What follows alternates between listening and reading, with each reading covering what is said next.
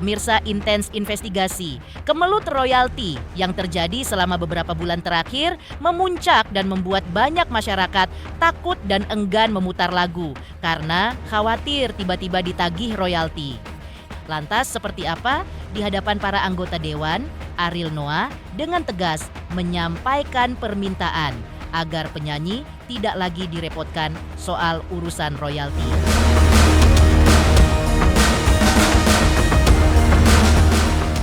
Dan seperti apa pula, di tengah keresahan ini, panggilan untuk kembali normal digaungkan Wakil Ketua DPR Sufmi Dasko Ahmad, bahwa masyarakat tak perlu takut lagi untuk memutar lagu seperti dulu.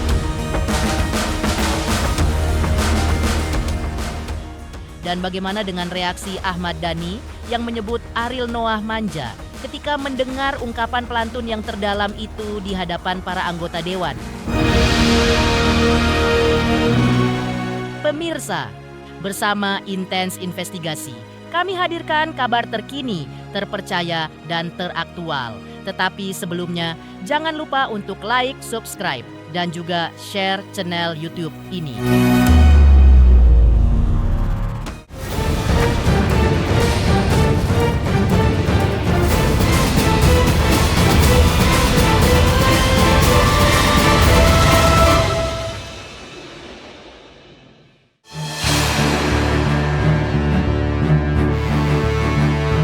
Mengejutkan, polemik royalti masih terus jadi sorotan dan menimbulkan tanda tanya besar bagi publik. Dalam rapat DPR diputuskan bahwa untuk sementara urusan royalti akan diurus oleh Lembaga Manajemen Kolektif Nasional sembari DPR merampungkan Undang-Undang Hak Cipta. Di hadapan para anggota Dewan, Ariel Noah dengan tegas menyampaikan permintaan agar penyanyi tidak lagi direpotkan soal urusan royalti. Dan inilah momen rapat DPR tentang royalti yang diunggah langsung melalui akun media sosial Sufmi Dasko.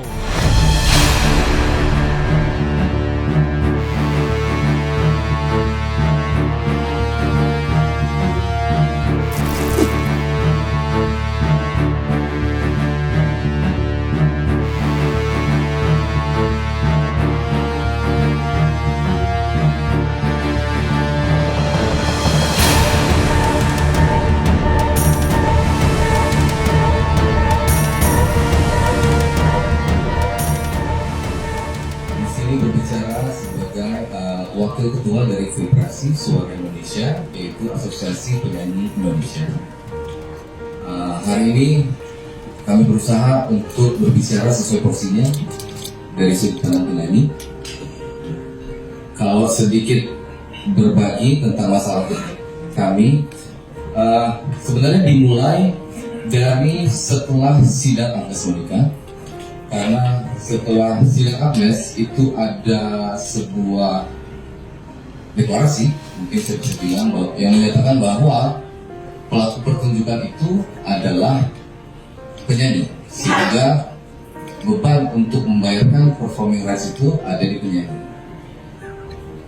Berdasarkan yang sudah terjadi mungkin dari sidang Agnes dan pernyataan berikutnya, sehingga itu memuatkan ke publik, sudut pandang publik, bahwa penyanyi itu harus bertanggung jawab. Yang kedua, tentang mekanisme izin untuk penyanyi. Apakah sesuai dengan yang sudah kami pahami sebelumnya, bahwa izin itu berlaku langsung apabila sudah melaksanakan pembayaran kepada LNK, atau seperti yang dideklarasikan oleh pihak asli waktu itu, bahwa harus langsung izin ke penciptanya. Nah, untuk itu kepada masyarakat luas diharapkan untuk tetap tenang, untuk dapat kembali seperti sedia kala memutar lagu tanpa takut, menyanyi juga tanpa takut, karena dinamika yang terjadi sudah disepakati untuk sama-sama diakhiri dan kita akan jaga suasana supaya tetap kondusif. Dan dari hasil pertemuan tadi telah disepakati bahwa semua pihak akan menjaga suasana iklim dunia permusikan supaya sejuk dan damai. Semua pihak sepakat dalam 2 bulan ini berkonsentrasi untuk menyelesaikan Undang-Undang Hak Cipta. Dan tadi telah disepakati bahwa delegasi penarikan royalti akan dipusatkan di LFKM sambil menyelesaikan Undang-Undang Hak Cipta dan dilakukan audit untuk transparansi kegiatan-kegiatan penarikan royalti yang ada selama ini. Semua yang ada hadir diundang pada hari ini, baik artis pencipta lagu maupun penyanyi maupun dari lembaga manajemen kolektif, kita akan masukkan sebagai tim perumus dalam merumuskan undang-undang cipta yang berkaitan dengan masalah royalti. Bang Ariel, mungkin sedikit dong terkait kemarin update ke DPR seperti apa, Bang? Kemarin DPR, sementara DPR kemarin udah ngasih beberapa jalan keluar, ada beberapa poin tuh kemarin ya. Ntar lihat di sosial media deh, gue lupa soal poin-poinnya. Tapi dengan kemarin dimediasi juga dengan LMKN gimana tuh, Bang? Kenapa? Sorry? Kemarin gimana nih di DPR kan sempat Depan sini. sempat dimediasi dengan LMKN juga, gimana tuh, Bang? Apanya yang gimana? Kemarin sempat membahas bersama LMKN. Iya, kemarin tuh di DPR kan ada pihak pencipta, ada pihak penyanyi, ada LMK, ada LMKN juga di sana. Awas. Jadi ya bagus lah. Jadi semua stakeholder bisa ada di sana. Kita coba sama-sama cari solusi. Namun, di tengah polemik royalti yang telah menemui solusi, di mana kesepakatan rapat antar DPR diputuskan bahwa royalti akan dikelola secara terpadu melalui LMKM, yang diawali dengan audit dan revisi Undang-Undang Hak Cipta agar lebih transparan dan adil. Ahmad Dhani justru seolah menyentil Ariel Noah. Ya, mengetahui ungkapan Ariel Noah, Ahmad Dhani tampak menanggapinya dengan sebutan manja, di mana hal tersebut ia ungkap lewat akun sosial medianya. Nanti kita tegaskan, 1. I.O. yang bayar komposer, 2. Yang tanggung jawab soal izin dan pembayaran adalah penyanyi dan I.O. Mau duit konser kok nggak mau tanggung jawab nasib komposernya? Manja banget, tulis pentolan band Dewa 19 itu.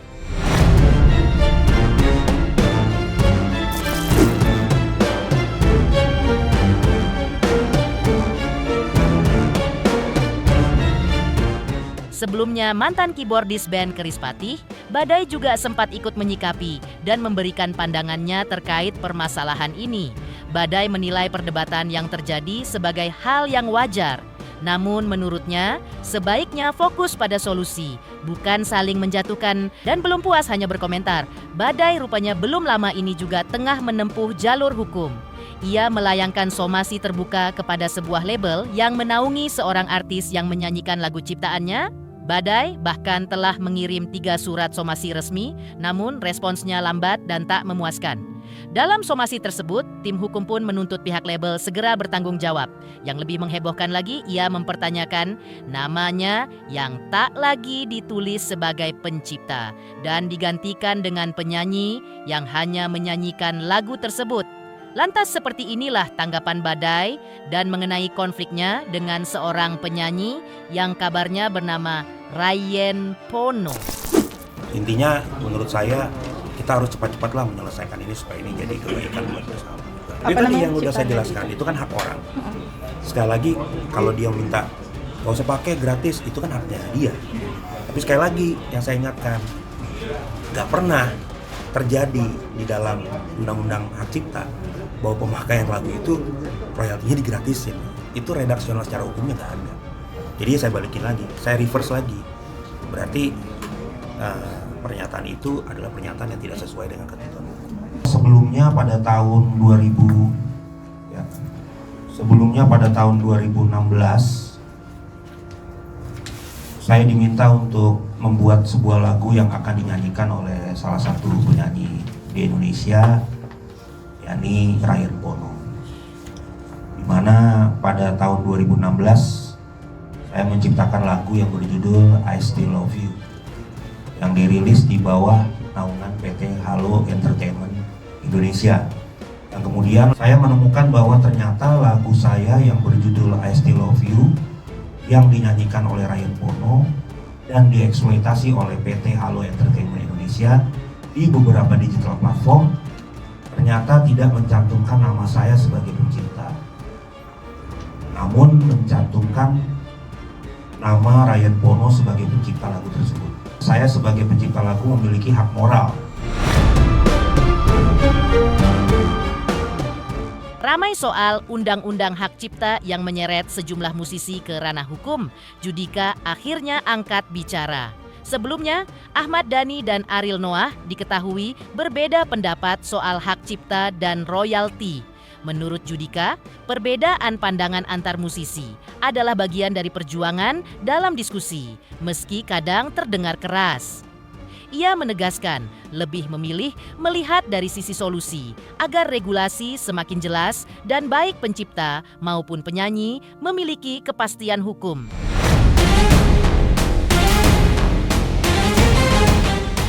Ya nggak apa-apa lah, ini kan aku penyanyi juga, jadi menurut aku senggol-senggolan hal kayak gini itu bagian dari perjuangan untuk diskusi. Mungkin ya agak keras diskusinya, tapi kalau aku lebih ngelihat solusinya, makanya aku nggak mau hal-hal yang negatifnya yang dibesarkan. Tapi selama ini kan kita ngomongin hak-hak pencipta, ya sekarang kita udah mulai terbuka, tujuannya ke sana aja. Kita membuat regulasi supaya semuanya tuh paham regulasi dan kita punya kepastian hukum untuk menjalankan pekerjaan kita. Jadi persepsi ini akan sekarang yang berbenturan. Kalau yang sebelah sana bilang begini persepsinya, makanya kita minta ke MK terus revisi undang-undang. Nanti di revisi ini tidak ada lagi pasal-pasal atau kalimat yang ambigu, supaya jelas ini berapa kalau hotel memakai, jumlahnya berapa, kalau nggak pakai bangku berapa, ini berapa. Kan ada tuh yang kalau klub misalnya dari luas ya kan dihitung.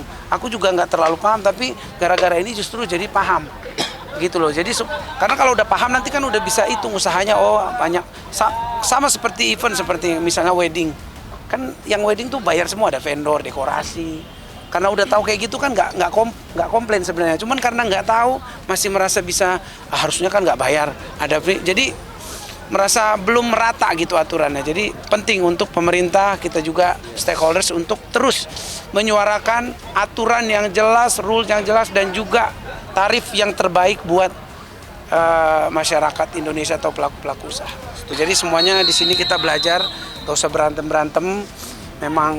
Memang sebenarnya hak pencipta banyak di sini justru gitu loh. Cuman memang sosialisasinya harus menyeluruh dan pembayarannya tuh jangan memberatkan lah. Artinya royalti ini kan terus berjalan, nggak memberatkan, nggak bikin bangkrut, dikasih yang wajar, yang semua bisa terima, sosialisasi dengan baik, akhirnya nanti pasti semua bisa terima. Kalau sekarang kan akhirnya udahlah gue pakai ini aja, pakai musik yang nggak kena copyright gitu. Ada juga teman-teman musisi aja masih banyak yang mau membebaskan lagunya, padahal secara sistem tuh semuanya udah diatur gitu. Itu karena informasinya tuh masih belum pada paham semua gitu. Jadi ada baiknya memang kementerian sudah bicara, DJKI juga udah bicara, kita dari visi aksi juga ya terus menyuarakan ini supaya nanti semuanya paham. Begini loh aturannya, yang bayar ini, skemanya seperti ini.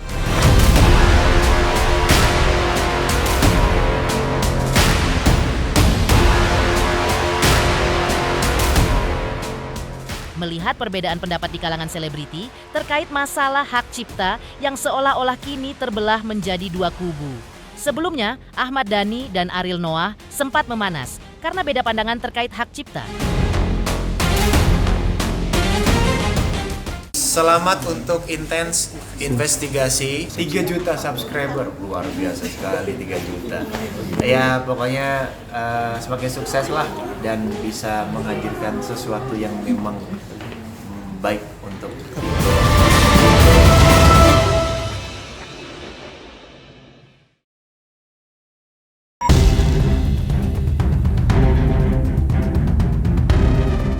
Pemirsa Intens Investigasi, perbedaan pendapat selebriti soal hak cipta kini seolah terbagi dalam dua kubu. Yang paling mencolok, Ariel Noah dan Ahmad Dhani tampak berseberangan.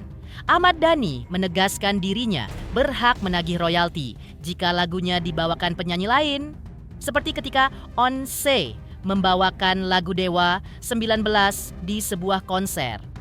Bahkan sebelumnya ia sempat melontarkan sindiran "jangan sok kaya" yang diduga ditujukan pada Ariel Noah.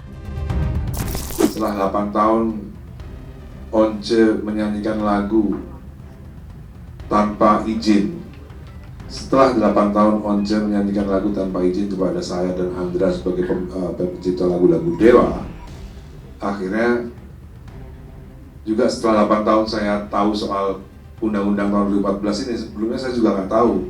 Jadi banyak yang nggak tahu sebenarnya. Setelah saya tahu, saya minta dong sama Once, karena dia juga ngasih harga yang agak lumayan ke saya juga boleh dong ngasih harga ke dia dong, ya kan? Itu kan semuanya kan peristiwanya kan gara-gara JIS. Akhirnya setelah JIS, saya minta sama Once, lu nyanyi ya. Kalau lu nyanyi lagu Dewa, gue minta harga dong. Satu lagu 10 juta saya minta. Menurut dugaan saya, patut diduga Once ini kesel bang. Kesel kita dapat bayaran gitu. Di mana logiknya bahwa itu adalah pemalakan? Saya bingung gitu loh. Makanya saya suka kata-katain mereka kanak-kanakan ya, karena mereka nggak logiknya memang kayak anak-anak. Ini bukan pemalakan, ini lagu-lagu saya, properti saya. Kok dibilang pemalakan? Kalau kamu nggak mau nyanyi lagunya ya nggak usah. Udah nyanyi aja Dialova, seperti kata netizen. Ya kan, nyanyi Dialova 10 kali. Nah, ternyata Once punya kesadaran.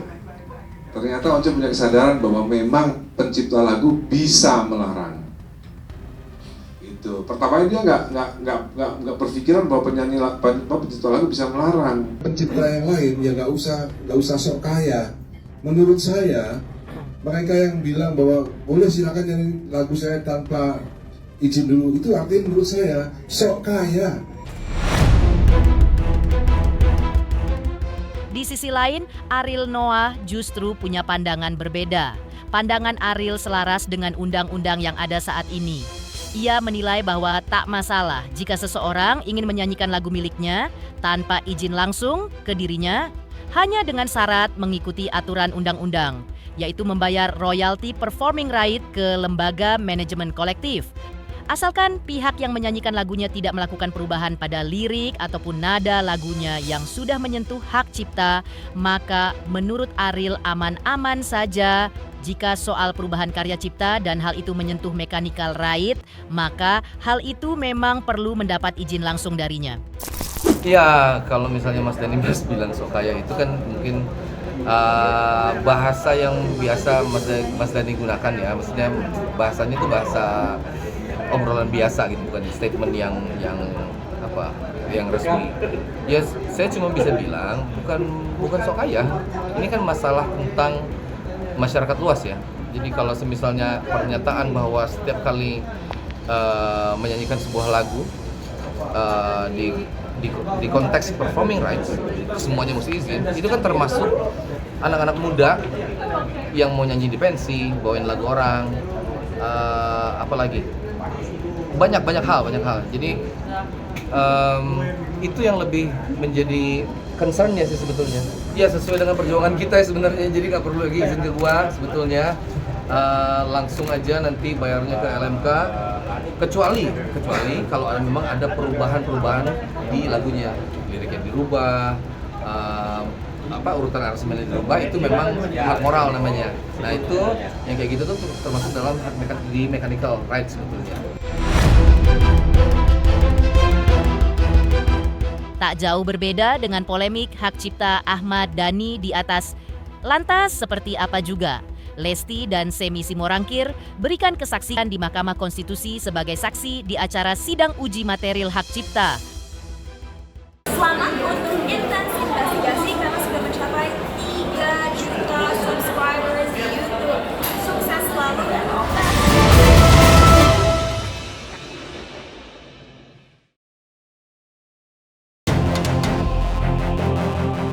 Saat Ariel Noah dan Ahmad Dhani berselisih soal hak cipta, Lesti Kejora justru hadir di Mahkamah Konstitusi sebagai saksi dalam sidang uji materi. Didampingi sang suami, Rizky Bilar, suara Lesti bergetar ketika mengaku dirinya ikut diseret ke ranah hukum oleh pencipta lagu Yoni Dores atas dugaan pelanggaran hak cipta. Ia bahkan menahan tangis karena kini berstatus terlapor yang disebutnya sangat merugikan karir dan nama baiknya. Di sisi lain, Semi Simorangkir juga bersaksi. Ia mengaku dilarang membawakan lagu-lagu Chris Patih kecuali membayar 5 juta per lagu yang diduganya atas permintaan Badai selaku pencipta utama karya-karya tersebut.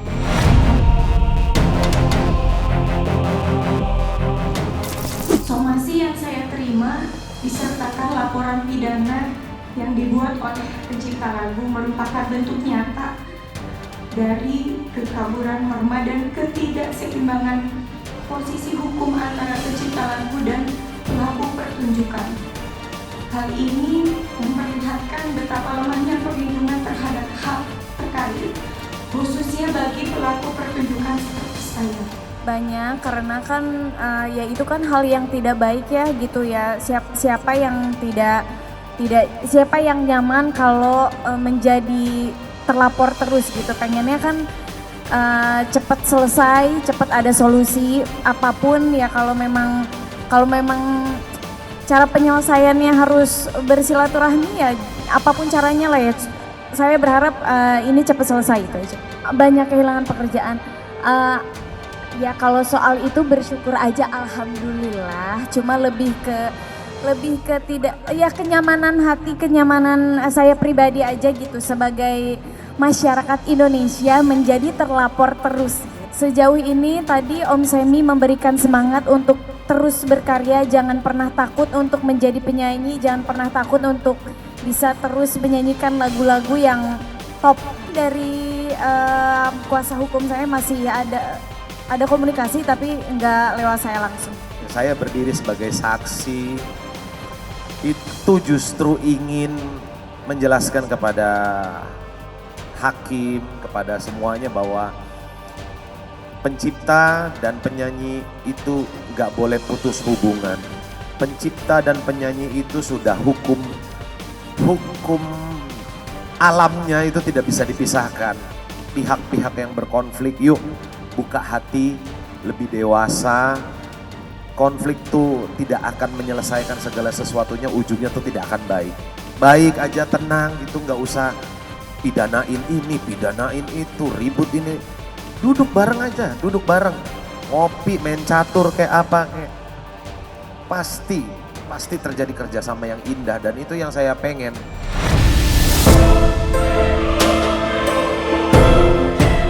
Pemirsa Intens Investigasi, jangan lupa saksikan terus Intens Investigasi dan pastikan jangan lupa untuk like, subscribe, share, dan juga komen. Tim redaksi Intens Investigasi juga mengucapkan banyak terima kasih kepada semua subscribers. Hingga channel Intens Investigasi kini sudah mencapai 3 juta subscribers.